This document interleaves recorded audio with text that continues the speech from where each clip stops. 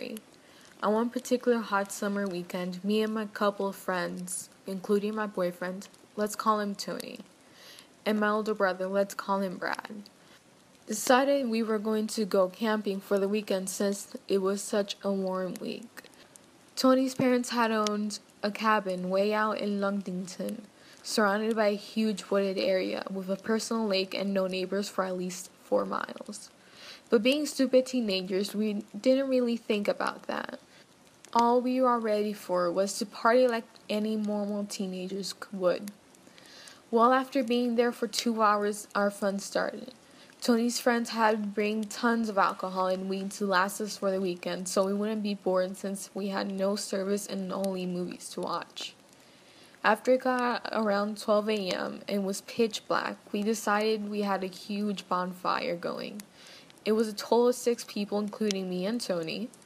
As we talked and laughed about upcoming events in our lives, we were so distracted that we didn't notice my brother had actually literally frozen his eyes on one section in the woods.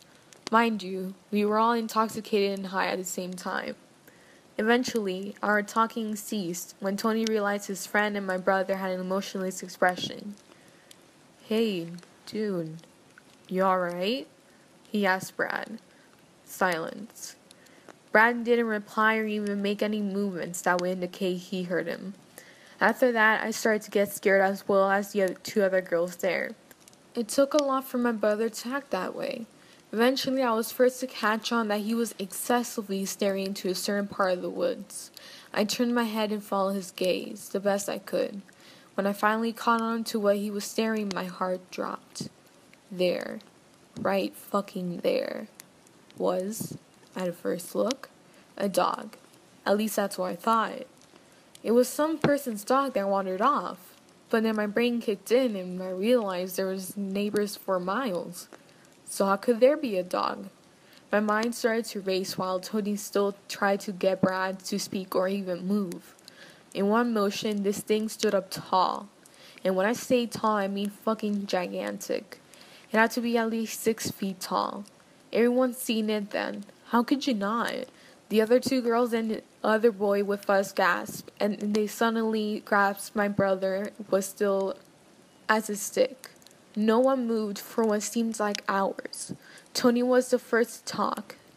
"No tail," he mumbled. No one heard what he said but Brad, and I swear to you, when I saw his eyes widen as big as pant saucers, that freaked out immediately. "What did you say?" one of the girls asked. "It has no fucking tail," he hissed at her. My heartbeat stopped. He was right. There was no tail on this thing. Suddenly my clouded alcohol mind cleared in a fraction of a second when I realized what this thing was. Now I understood why my brother was basically shitting his pants. This thing was a skinwalker. My instincts kicked in, and then and there, but before I could nope the fuck out of there, the thing let off a terrible stench like rotting meat before screaming inhuman-like. The sound was enough to scare the fuck out of everyone. My brother was the first out of his chair and started shouting native words to the creature while I told everyone to get the fuck inside. No one questioned me when they seen how dead serious I was, especially Tony. He's never seen me so scared, so he knew it was a bad situation. We hightailed it into the cabin with my brother in the tow, still shouting native words at the creature, which seemed to keeping it at bay while giving us enough time to get inside. He slammed and locked the door before turning off all the lights, and grabbing a special ash from the kitchen counters and started throwing it at every window while chanting. Of course, he had everyone freaked out and basically at tears at this moment. After he was done, no one said a word for a long time. All of us still in shock, he grabbed our dad's pistol and had it posted by him for hours. Everyone was basically too shaken up to even question what happened. We must have fallen asleep eventually because I woke up to my brother packing all our stuff into the 2 cars early in the morning. I understood why. We had a native family we knew that we were dealing with, and we knew we would come back and maybe not alone. Before I left, I did a blessing and spoke a few calming words to the still freaked out girls. We left as soon as everything packed up. To this day, we still haven't explained exactly to our friends what happened that night, and they haven't bothered to ask us either.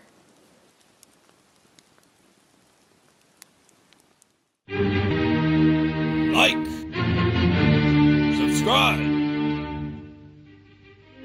Thank you.